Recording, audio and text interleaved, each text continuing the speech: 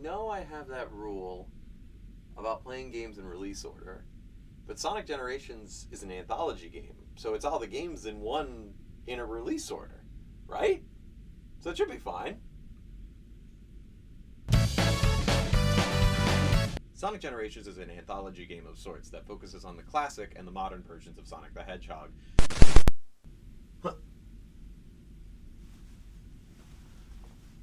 That was weird. Sonic Generations is a more kind of focused on all... Sonic Generations modern retail. Sonic Generations. Alright, fine. That's how you do it. I'll just play Sonic Adventure DX. Sonic Adventure originally came out for the Dreamcast, a console that was so well loved and so popular that it single-handedly won the 6th generation console war and retired, and no competition has ever been able to match it since. I, however, originally played it on the GameCube with the DX remix. Huh? Well, like I was saying, the version that's on Steam right now is the GameCube version.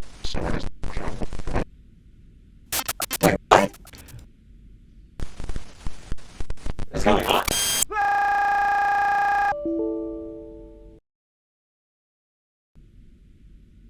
And there you have it. Sonic Adventure DX, a game from 1998, killed my up-to-date modern build.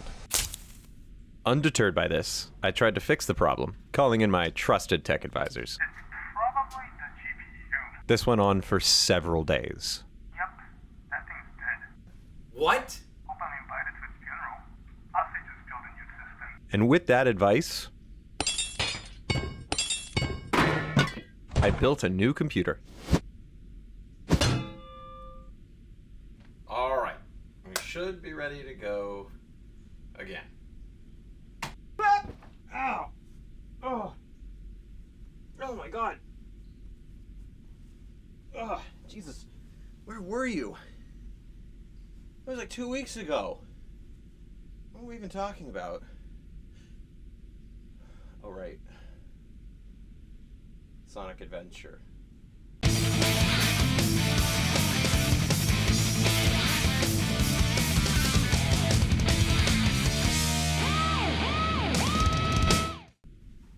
Alright, before we start this review, I want to point out that this game and Sonic Adventure 2 have been picked apart ad nauseum by every gaming YouTuber on the platform.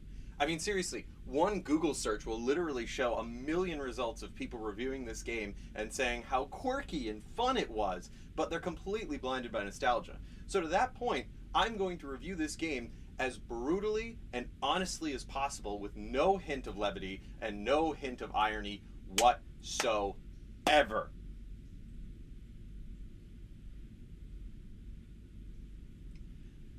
And without further ado, here is...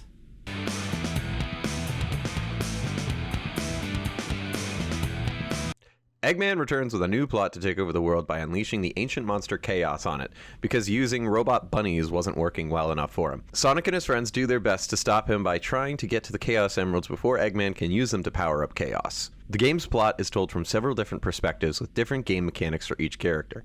Sonic is fast, Tails is also fast, Knuckles is a treasure hunter, Amy is hammer, Gamma is also a shooting gallery, and Big is fishing. Each of these characters have their own stories that tie into the main narrative. They're all intertwined, and you run into them at several different points through several different cutscenes from several different perspectives, learning every bit of dialogue ad nauseum until you have that memorized and ingrained in the back of your skull. But we'll get to the repetitiveness later. Using Sonic as a base, this is what it'll look like.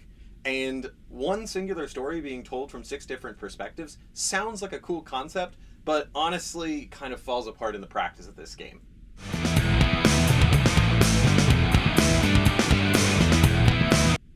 You play the same missions just about 7 times on repeat, with different variations in the layout of the maps and the level design.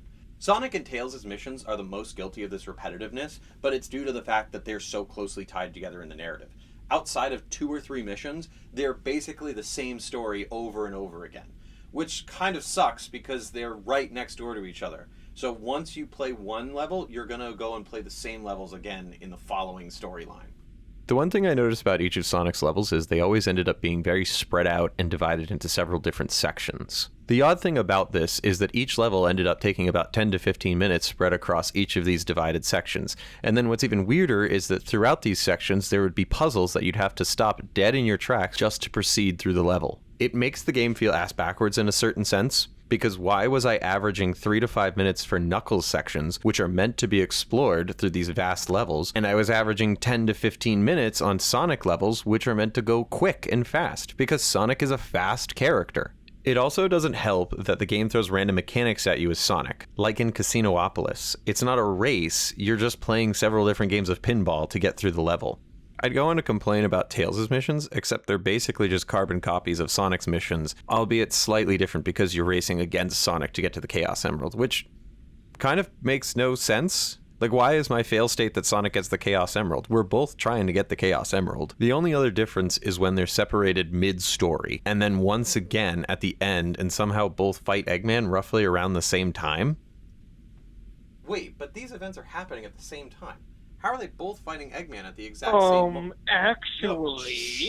Moving on, the next character up is Knuckles. Oh no! Who's a treasure hunter, as I mentioned before.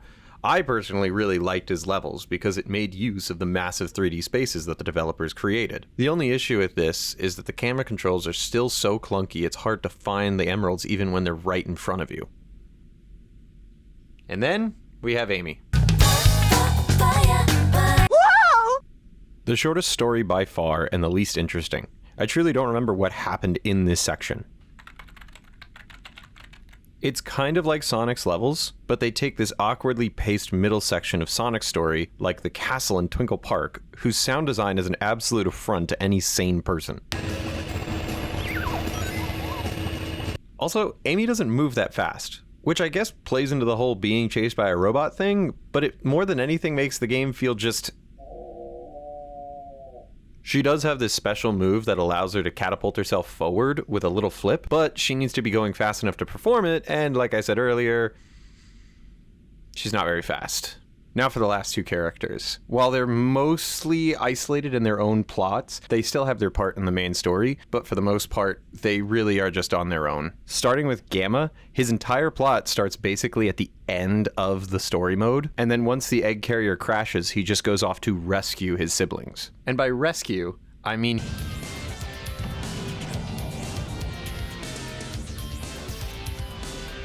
He finds all his siblings at the end of a level that he goes through arcade shooter style, racking up combos and points. This mechanic feels very much like a prototype for what we have with Tails and Eggman's section in Sonic Adventure 2.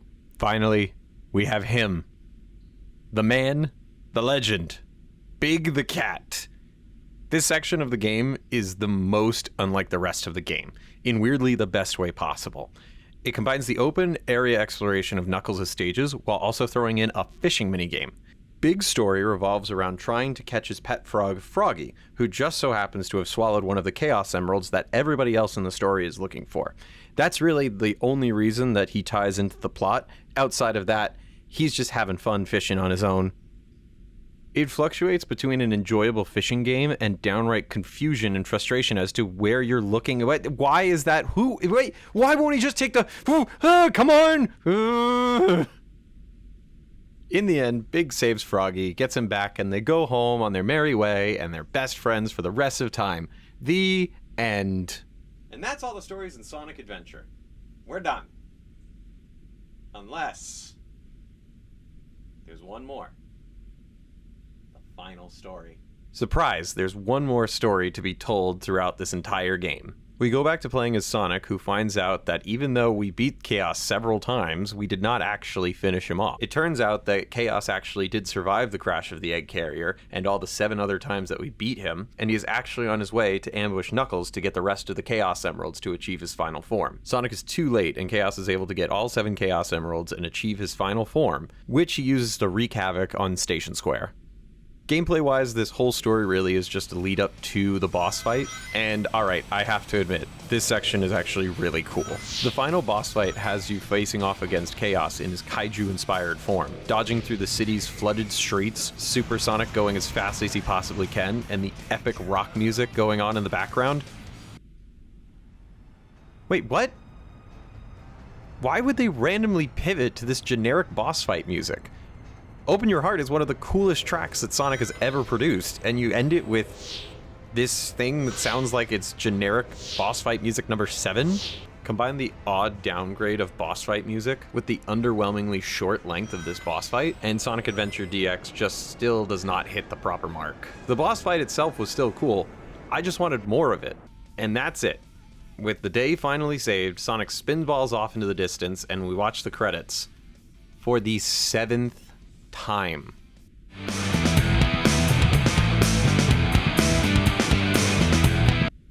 On the whole, the one thing I take away from playing this game again after so many years is that it feels like a very odd middle ground between modern and classic Sonic. My God, I can't even fucking do this take. On the whole, the one thing I take away from playing this game again after so many years is that it feels like a very odd middle ground between modern and classic Sonic. You look back at the 2D platformer Sonic games and they had these fantastic elements that don't really seem to take themselves that seriously. They feel more like they fit the tone of a Saturday morning cartoon, which makes sense considering when they came out. But then with the release of this game, it feels like they were trying to take the previous world of Sonic more seriously, but not fully committing and continuing the campiness of the original Sonic the Hedgehog games. Then, 3 years later, with Sonic Adventure 2, they seem to have found their perfect medium, and that is a story for another video. Meanwhile, in this game, you have all these different scenes of like this epic butt rock action stuff that makes it look cool and serious and epic. But in reality, the game ends up looking like this. I don't mind a little bit of camp in my games. I really don't. It just seems that Sonic Adventure doesn't know how to balance it out perfectly. You have these epic moments that go into these goofy scenes, and it really just kind of misses the tone or makes the tone feel kind of weird. Alright, and with that, we are 4 games down out of 416. Seems like a lot, but we're working on it. We're getting there. So stick around and you will see the fruits of this game series. Oh, what's that? You're typing something in the comments. That I forgot a part of the game? I forgot to review something else? What is it, the Chows? You want me to play the Chows, okay? Let me ask you something. How do I play the Chow games? How do I upgrade the Chows? Oh, I play more of the game? You mean the game that I just spent the last 10 minutes brutally dressing down and saying was actually not as great of a game as you remember it being? No! I will not be doing that. Why would I subject myself to more of this game that I spent the last 10 minutes telling you how much I hated playing it and that it's not as good as you remember it being? That's just, it doesn't make sense.